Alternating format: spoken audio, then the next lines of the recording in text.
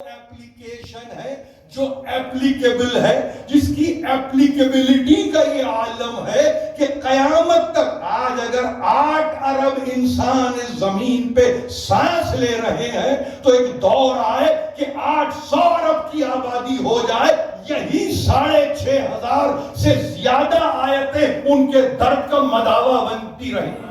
یہی 6500 آیتیں کانسٹینٹ رہیں گی۔ پاپولیشن بڑھ رہی ہے، ہجوم بڑھ رہا ہے، افرادی قوت بڑھ رہی ہے، آپ کہیں کہ قومیں بڑھ رہی ہیں، بن رہی ہیں، بگڑ رہی ہیں، سور رہی ہیں، پھر ابھر رہی ہیں، قرآن اپنے مقام پر قائم ہے۔ عالم یہ ہے کہ سب کا مداوا قیامت تک اس میں رہے گا۔ ایسے ایپلیکیشن کو تو لاؤ، ایسی ایپلیکیبلٹی کو تو لاؤ کہ جو ہر دور میں ایپلیکیبل ہو۔ یہ لفظ کئی مرتبہ میں نے استعمال کیا ہے، بچے لفظ ایپ پہ رکے ہوئے ہیں، وہ ایپ سے ایپلیکیشن پہ آتے ہیں تو ایسا لگتا ہے کہ بڑا کام کیا ہے۔ میں ایپلیکیشن سے ان کو بلند کر کے کہوں ایپلیکیبل بھی ہے کہ نہیں ہے، یعنی کیا وہ تمہارے لیے مناسب ایپلیکیشن ایسی ہے جو موزونیت رکھتی ہو، جو مناسبت رکھتی ہو،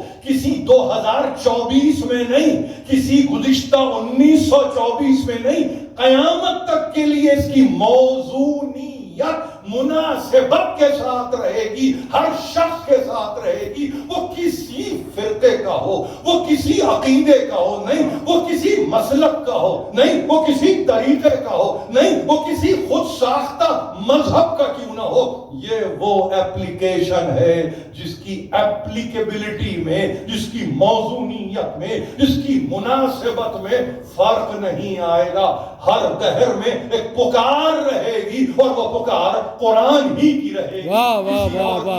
اطمینان مجھے یہ ہے کہ وہ قرآن کے تعلق سے اگر کوئی یہ کہے یہ پکار قرآن کی رہے گی تو خبر دینے والا جیسے قرآن نہیں بدلتا، خبر دینے والا بھی کسی دور میں نہیں بدلتا، ایک کو ایک سے نسبت رہے گی۔ یہی تو معجزہ قرآن کا ہے۔ ہر ایک کے حوالے نہیں کیا قرآن کو کہ 2024 تک آپ ہیں، اس کے 100 برس کے بعد کوئی مجدد آئے اس کے حوالے قرآن ہو جائے، نہیں، یہ وہ کتاب ہے جیسے کہ ایک کتاب ہے، ایک کی طرف سے آئی ہے تو خبر دینے والا بھی ایک ہوگا، اس لیے کوئی اور اگر ہوگا تو بے خبری کی کیفیت پیدا ہو جائے گی۔ ایک ہی سے ہے، اثر ایک ہی سے رہے گا، اور اگر خبر ایک سے، اثر ایک سے، تو وہ یہ کہتے ہیں کہ دیکھو اس پر عمل کرنے کی ضرورت ہے۔ امیر المومنین فرماتے ہیں یہ کتاب کیا ہے؟ حجت اللہ علی خلقہ، مخلوق پر اللہ کی حجت ہے، ڈیسائسو آرگیومنٹ ہے، ایویڈنس ہے، اس سے پڑھ کے کوئی شہادت ہی نہیں ہے۔ یہ کیا ہے؟ حجت اللہ علی خلقہ، اللہ کی حجت ہے، دلیل ہے، کس پر؟ یہ اللہ کے ہونے پہ کتاب دلیل ہے۔ حجت اللہ علی خلقہ، اللہ کی حجت ہے، دلیل خداوندی، اور غور سے سن رہے ہیں ابھی بات، دلیل خداوندی ہے، یعنی یہ کتاب کو ہٹائیے تو خدا کا وجود ثابت نہیں ہوتا۔ یہ وہ کتاب ہے جو دلیل بن رہی ہے، ڈیسائسو آرگومنٹ بن رہا ہے، ایویڈنس بن رہا ہے۔ تو معلوم یہ ہونا چاہیے اس دلیل کے لیے، اس حجت کے لیے، اس ایویڈنس کے لیے ایک ایسے کو سامنے رکھنے کی ضرورت ہوگی کہ جو شہادت دے، گواہی دے، بڑھ کے اس کی دلیل کو محکم کرے۔ اسی لیے کہا کہ دیکھو فَلِلَّهِ الْحُجَّةُ اللَّهِ الْبَالِغَةُ، اللہ ہی کے لیے ہے کہ اگر پہنچنا ہے اس تک تو ظاہر ہے اس کی رسائی کے لیے اللہ ہی اپنی حجت کو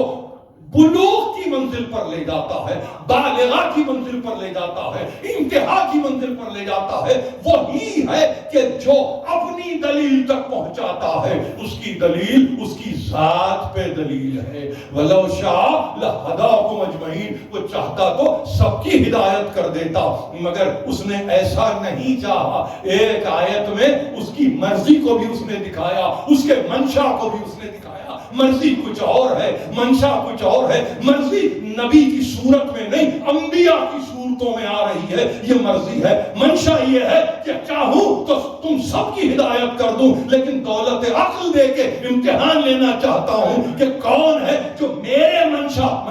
یعنی ارادہ الہی پر کون ہے جو عامل ہوتا ہے۔ میں بتاتا ہوں وہ کون عامل ہوتا ہے۔ ایک کو منتخب کیا، ایک کے حوالے ایک اور کو کیا، اس ایک سے اور کو برآمد کیا، اور یہاں تک کہ سلسلہ ہدایت مسلسل قیامت تک کے لیے رہ گیا۔ ایسی ہدایت کی جہاں صورت ہو تو وہاں غفلت نتیجہ نہ بنے، وہاں غفلت نتیجہ نہ بنے۔ امیر المومنین فرماتے ہیں ہم جانتے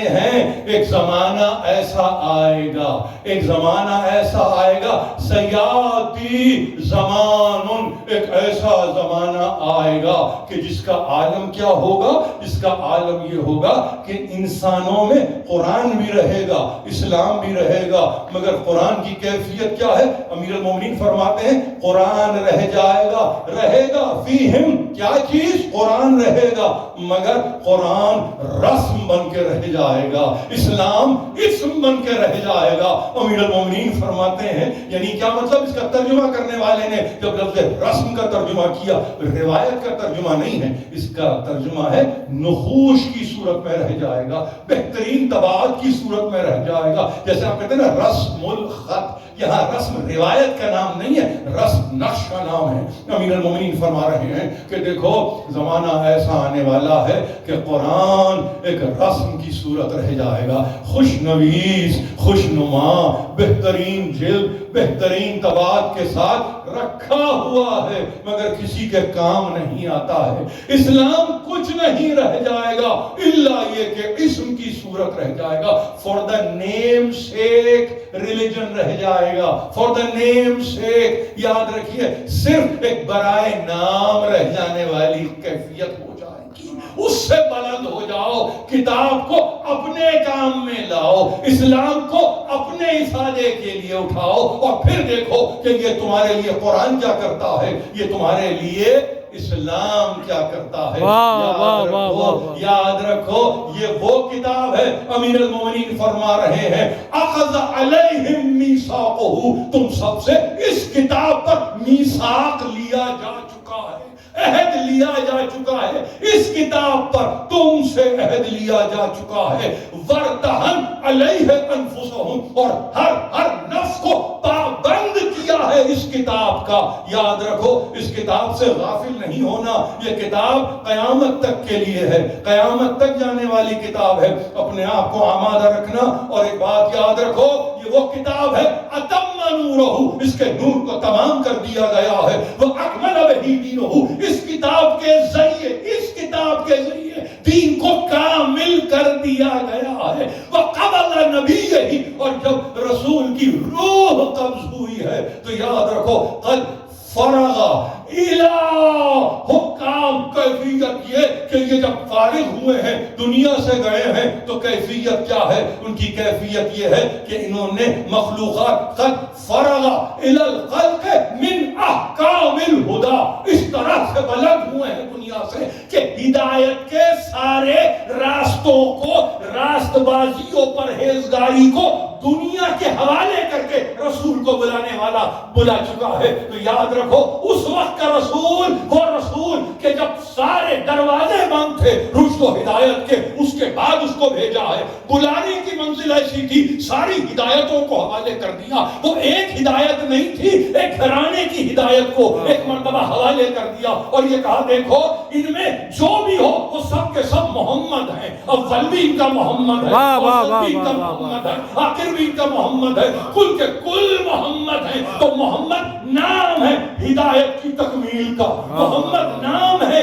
ہدایت کی تکمیل کا، قرآن نام ہے اس ہدایت کی طرف رہنمائی رہنمائی کرنے کا، اور وہ جو خبر دے رہا ہے گویا اس پر جا کے دین تمام ہو رہا ہے، نعمت تمام ہو رہی ہے، تکمیل دین ہو رہی ہے۔ میں ایسی منزل پر اپنے نوجوانوں کو 2 دقیقے صرف یہ کہتا ہوا تقریر کو ختم کر دوں، اس قرآن کو تکلفاً نہ پڑھیے، اس قرآن کو کبھی کبھی نہ پڑھیے، اس قرآن کو رمضان ہی میں نہ پڑھیے، اس کو اٹھائیے، سینے سے لگائیے، کلیجے سے لگائیے، اس کو شب قدر میں فقط سر پہ رکھ کے آنکھوں کے سامنے کھول کے کچھ عدیہ کو دہرا کے یہ سمجھنا کہ ہمارا فریضہ ادا ہو گیا، نہیں، فریضہ ادا نہیں ہو رہا ہے، بلکہ کسی کی نگاہ ہے جو تم پہ لگی ہوئی ہے۔ ڈرو اس غیظ کی نگاہ سے، ڈرو اس غضب کی نگاہ سے، جس کے نتیجے میں کہیں ایسا نہ ہو وہ رحمت و شفقت کرنے والا ایک مرتبہ تمہیں قعر مذلت میں دھکیل دے اور تمہیں نظر اپنے آپ کو اس طرح سے نہ ہو